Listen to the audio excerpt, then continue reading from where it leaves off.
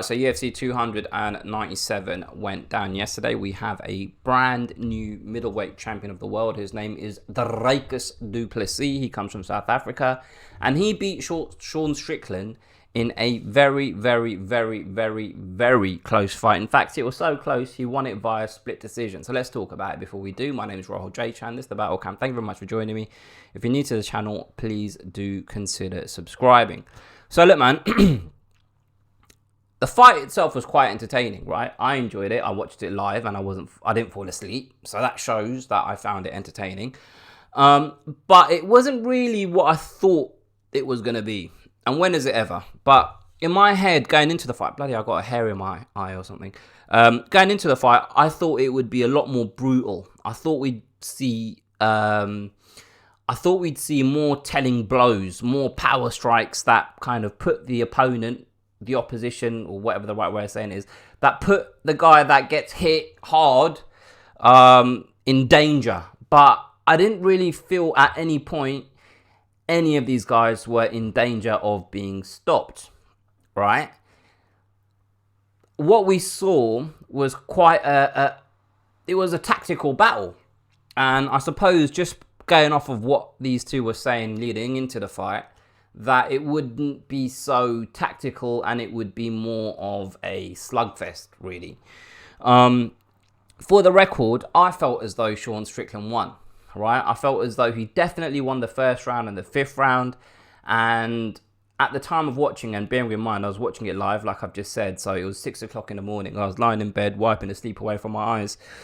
I felt as though he won the second round, or was it the third? I can't remember. I'm pretty sure, I'm 90% sure, I felt as though he won the second round.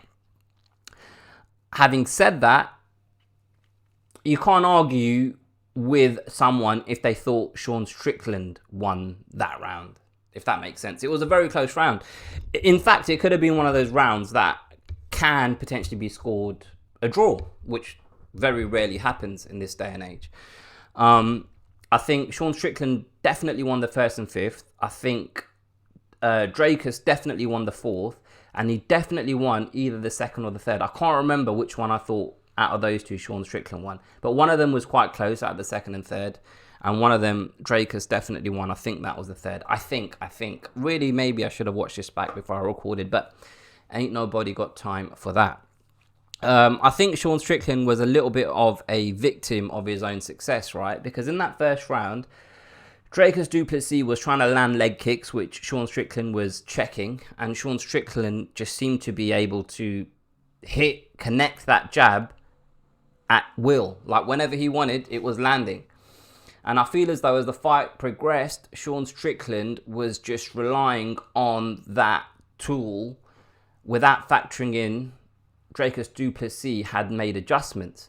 Because in the first round, I felt as though Dricus du Plessis was kind of trying to get on the front foot the same way Sean Strickland was, and Dricus was losing that battle. But as the fight progressed, Dricus started to, rather than trying to get on the front foot, he was basically trying to stay out of range and then blitzing Sean Strickland with a series of strikes and then getting back out, and then he would mix that in with his takedown attempts, right? And those takedowns, he's very good at those takedowns, surprisingly. It's just like brute force, not so much technique, but it works for him. So, you know, but those takedowns didn't really amount to nothing. There was obviously no submission attempts. And when he did take Sean Strickland down, he wasn't able to impose himself to a point where he was able to land any kind of ground and pound, because he was focusing on trying to keep Sean Strickland down, and Sean Strickland was pretty good at getting back to his feet. There was a lot of talk of Dricus du Plessis' gas tank, his stamina going into this fight, and he answered all those questions resoundingly. And to me, I never really, and I'm not trying to be a smart ass know-all after the fact, but I never really kind of thought that his gas tank might be an issue. I just feel as though because he's so unorthodox in his movements, and you know, when it comes to fighters, and you say, oh, this guy's unorthodox, usually it means that they're quite slick and they have amazing footwork and they're able to strike from angles that aren't what's the right word? They're able to strike from unusual angles. I don't know why I struggle so much to think of the word unusual, but they strike from unusual angles. Dricus du Plessis is unorthodox because he just looks like he's just not got very good coordination in the octagon. Just by the way his body's structured and the way he moves, it looks almost like he's just always off balance. But it works for him. But because he looks like that, I feel like it makes him look like he's more tired than he actually is. Does that make sense? And I haven't really felt as though if I match him up against Sean Strickland the way Sean Strickland fights, I didn't really feel as though Dricus's gas tank would be an issue. Because it wouldn't be a fight that is kind of a full mixed martial arts match. It would just be Sean Strickland effectively boxing with 2 or 3 different types of kicks that he's got to face. It wouldn't be an opponent for Dricus that's mixing it up, trying to take him down, trying to land a submission, just basically having using the whole arsenal of tools available in a mixed martial arts bout. I feel like I've really said that poorly, but bear with me. I haven't made a video in weeks, so I'm a little bit rusty. I got a bit of ring rust. Dricus du Plessis is definitely an elite fighter, right? I've been someone that has questioned whether he can cut it at the top level, but I stopped asking those questions when he beat Whittaker the way he did. And he's beaten Sean Strickland now, albeit not 100% convincingly, but it happened. And even if Sean Strickland won on the judges' scorecards, it was still a very, very, very, very close fight, But yeah, Sean Strickland, apparently Sean Strickland called out Izzy in his post-fight interview, but I didn't see it because TNT Sport decided to cut out during his interview. So I didn't see what he said. And when it came back, his interview was finishing up and Sean Strickland had his interview. And TNT Sports very politely censor any swearing in post-fight interviews. So I didn't hear anything that Sean Strickland said either.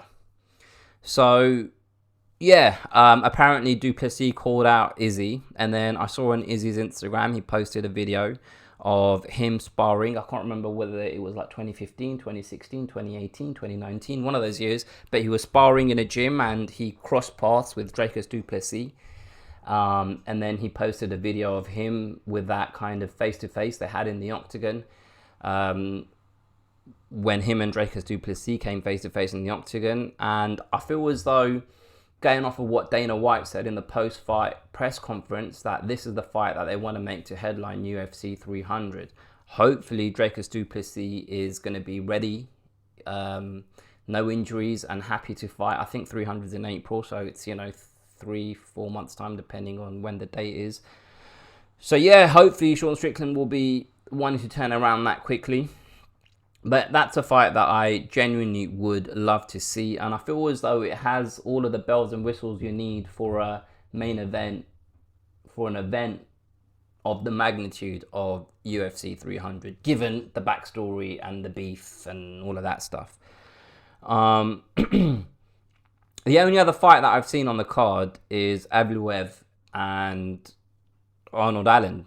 And I had seen the result of that fight before I watched it, right? So I woke up for the main event. So I saw on my phone that Arnold Allen had lost that fight.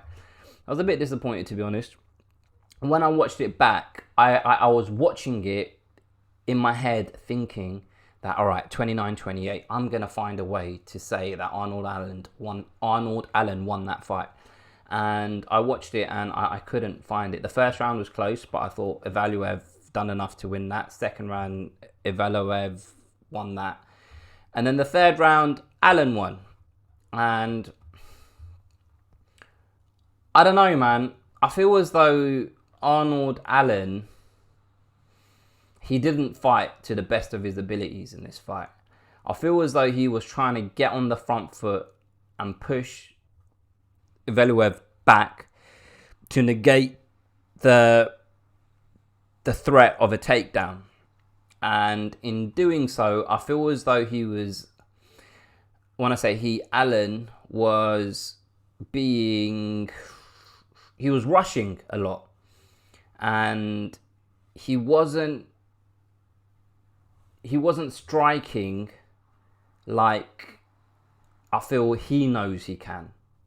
I feel as though if he slowed down a little bit and tried to find openings rather than trying to force openings, he would have had a better showing in this fight.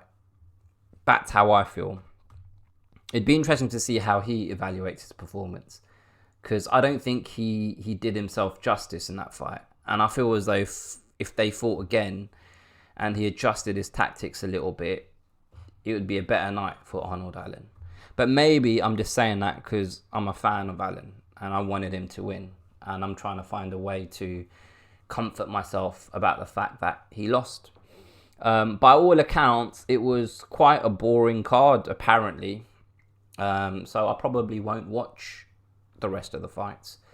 But if there is anything that I need to see, please do comment below. Let me know what you think about what I've said in this video, about the fights that I've discussed, about the fighters that I've discussed. Please feel free to share your own opinions about the fights. And yeah, if you've enjoyed the video, like, comment, subscribe, all of that good stuff. I'll catch you guys next time.